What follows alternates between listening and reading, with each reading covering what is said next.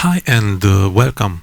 So I want to start here another series, and this time I thought to speak to you a little bit about orchestral instruments.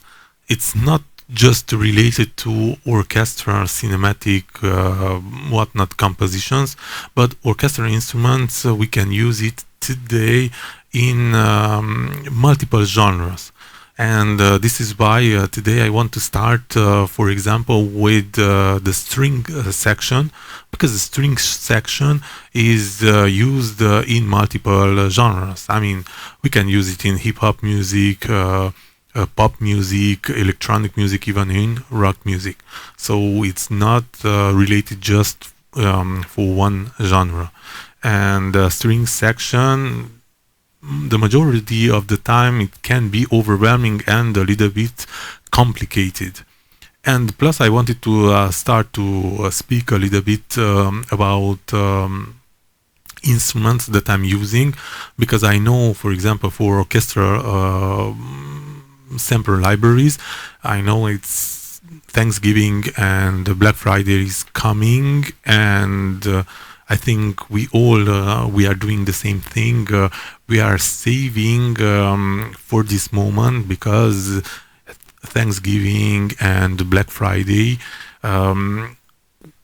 we will have some important discounts regarding to the prices of sampler libraries. So it will be more affordable to buy. But if you are a beginner, and you don't have instruments, then I thought a little bit that why don't we try out the the stock sample libraries that are coming together with the DAW. I'm using right now, you see the Logic Pro, and the Logic Pro comes already with orchestral sampler libraries included with the software. You just have to download it, and you can already have the string section right out the box. But in order to give a little bit of nuance, a little bit of quality, there are some things and some rules that you should know. So this is, if you are a beginner, is really because if you already know this, then I'm pretty sure that nothing will be new for you, what I will talk to you. So I want to show you a composition that I made, and I used only the string section from a symphonic orchestra, if you want. And let me just make you hear this composition. So it's because we are around the holiday, the winter holidays. I remade, if I can say this, the famous Jingle Bells, but with strings, based just the composition based just on strings. And here it is, the composition. Listen, and then let me just take you further. So here it is.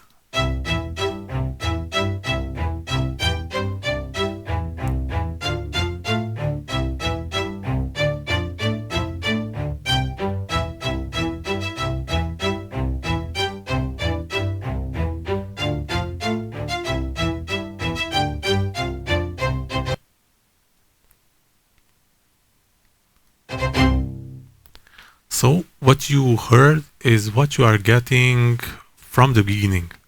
So this is the raw sounding of the orchestral strings from the Logic stock library. Yeah, this is how it is. So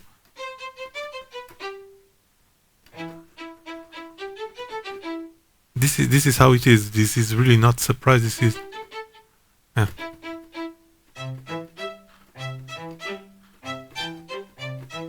You see?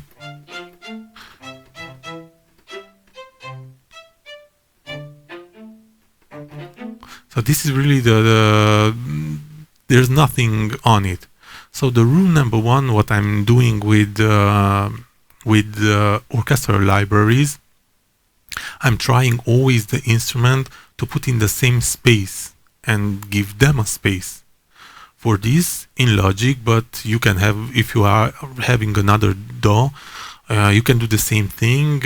You can have, I'm pretty sure, auxiliary buses where you can put the effects and then route every track, individual track, throughout that auxiliary bus channel, and then all the instruments will find themselves in the same space, because here they do not have space, right? So no space here. So what I did, I created auxiliary channels, right? So you can see here we have multiple auxiliary channels because I was trying to fit them in an environment that was the best for these instruments. For example, so I have bus 4, 5, 6, 7, 8, right? So you have here 4, 5, 6, 7, 8, and those are reverb effects buses, right? So now, right now, they are not active, but we can activate, and I will show you for each what have I inserted. So the first one, let's see, the 4. The 4, we have an orchestra chamber reverb, right? So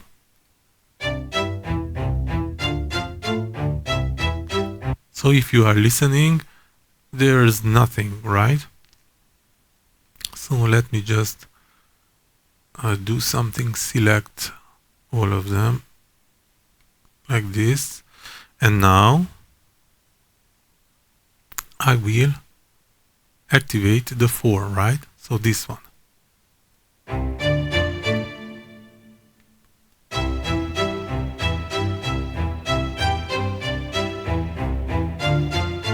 Right? So without, with it,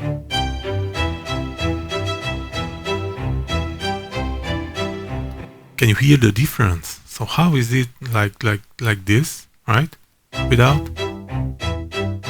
and now with it.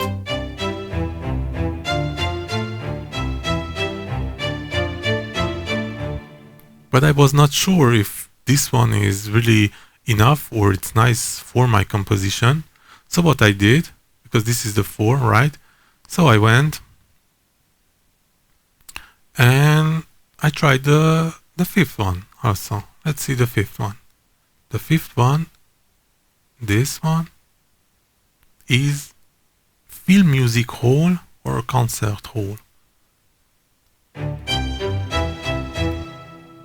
See, it has a little bit of longer tail of reverb. Once more without.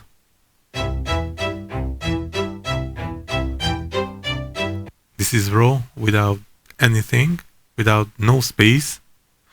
And here you have this film music hall, and this reverb also, I don't want to forget, Chroma Verb is stock reverb from Logic.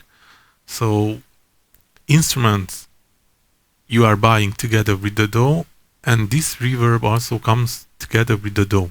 So you do not need to buy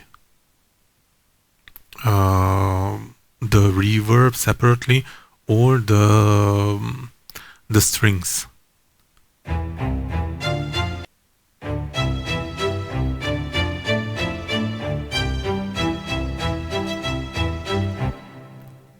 And then I wanted to try out another one. So let's go to the 6, because at the 6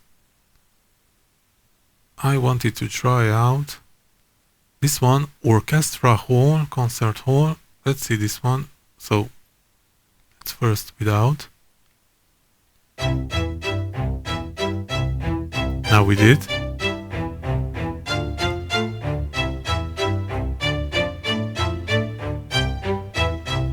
Without.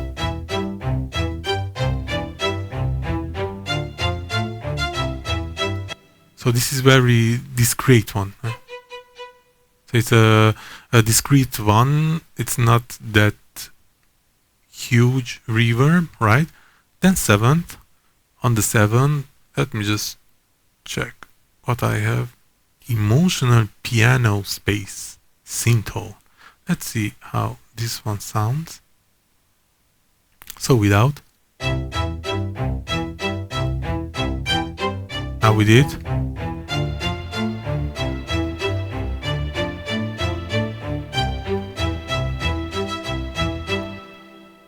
So this is even longer, space, and if you're listening, it already puts you in an environment, in a space. Like this is without.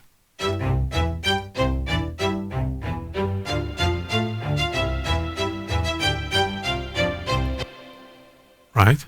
Okay, 7th. Oh, this is nice. 7th, and now the 8th. 8th one. Let's see what is the 8th. Cathedral, right? Concert hall. Let's see this one. Let's see without. Again.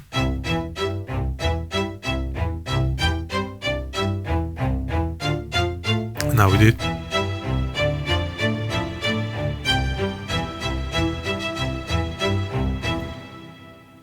This is really huge space, airy space. Maybe too much, maybe just good. That depends on the composition and how do you want it, but without.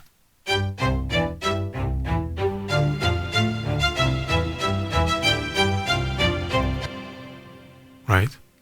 And then I just tried and tested, and finally I decided to stay with. Let me just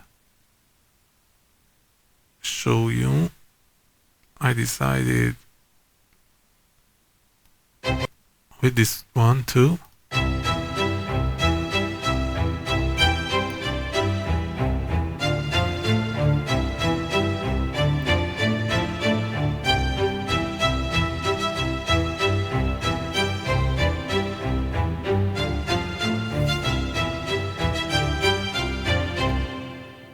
Right.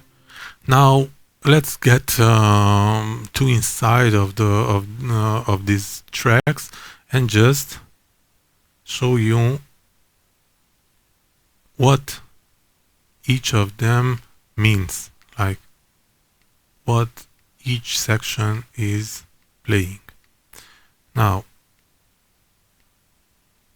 if let me just copy one channel and show you a little bit. So this is the stock Logic string section library, and this is a string ensemble, and if you go inside you have these options. These are all the options, right?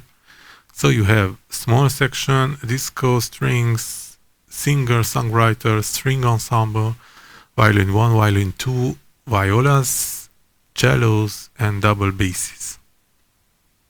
So what I used, and of course I used the spiccato.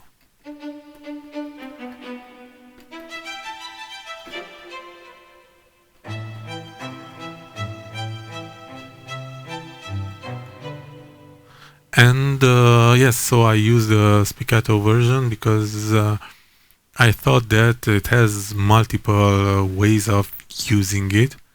Like it can really go in orchestral composition, but in other genres like hip hop or whatnot. And then, so let me just delete that one.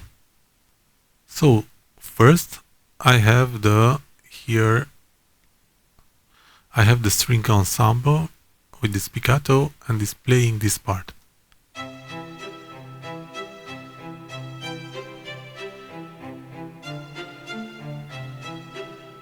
Right? Then we have the second one, singer-songwriter. So it has it's a small ensemble.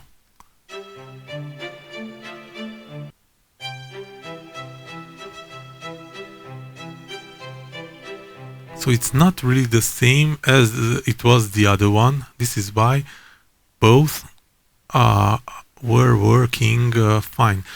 And they are playing the same thing, but because the composition of the ensemble is not the same, they are just blending quite well together. Like, listen.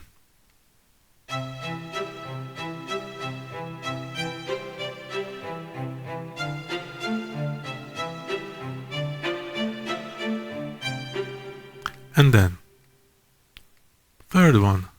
the third one I used the disco strings, the same way, spiccato, and this one also has a different nuance.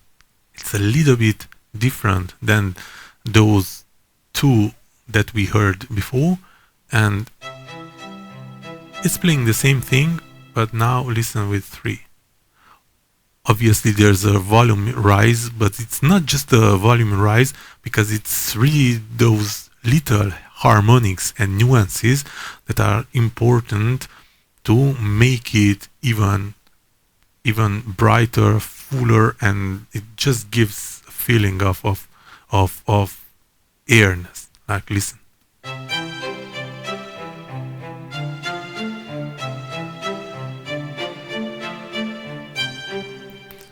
And then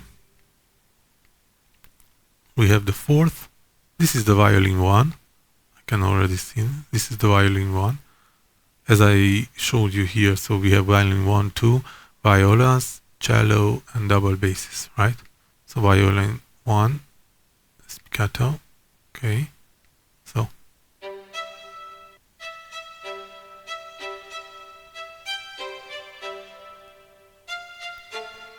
So here it's playing only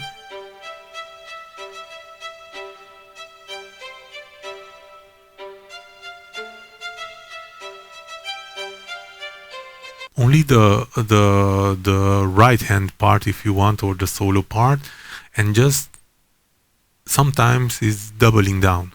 So it's not playing really the same thing, right? And then violin 2, the same thing, but listen, do you hear the difference? Violin 1 and violin 2, right? And then it's a big difference. So together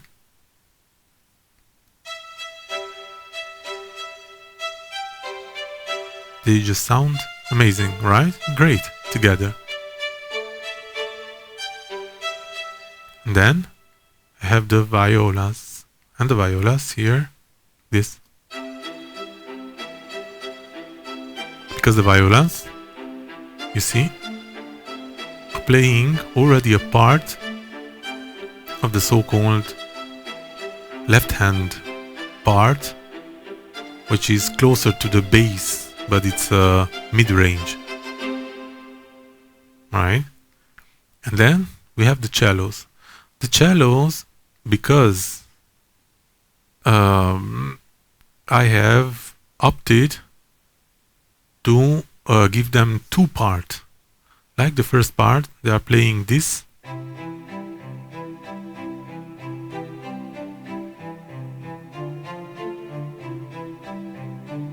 So they are playing both hands, left and right hand, fully, but on the mid-range, because it's cello. And then I decided to give him the low part also for the cello, so he's playing just this.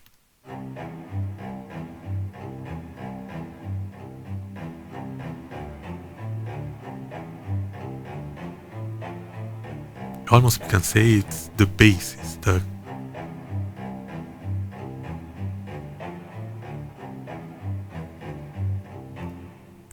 and then together the two cellos.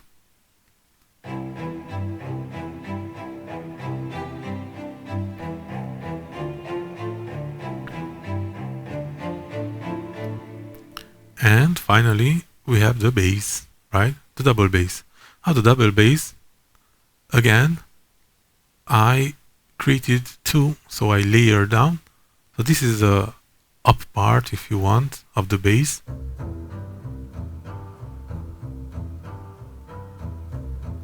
And then we have the low bass, which is just right, and together the two.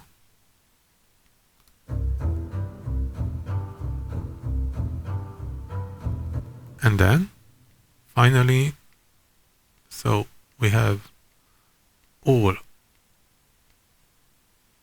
playing together like this.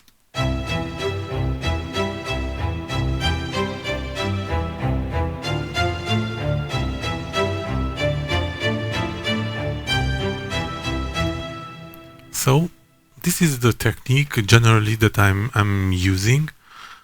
So I take the sound of strings, for example, in this instance, and I leave them raw, and then I decide myself. I'm creating the space, the environment where I want to put it. And in this case, as I showed you, I had multiple choices, right? I had 1, 2, 3, 4, 5 reverbs spaces that I have given a try. I listened, and then I decided which one I want to use. So I finally used 2, the 5 and 8. The 5 because it has a longer tail, and the 8 because it was really a short one. And those two, I felt that they were really working great, and they were giving the environment and the space that I wanted to my string section. So this is the technique that I'm using when I am composing something for the strings, right? And now in Logic, unfortunately, there's no possibility to stack them in one channel, for example. So the only way that you can do it is like this. So because I mean, for example, if you are using other DAWs, there are the possibility to group the instruments in only one. Here also you can, the routing can be finally the idea of grouping the channel, but physically you cannot. You have to leave it like this, the channels. Anyway, I didn't find the options to group, so you can mask it, but you cannot group the instruments.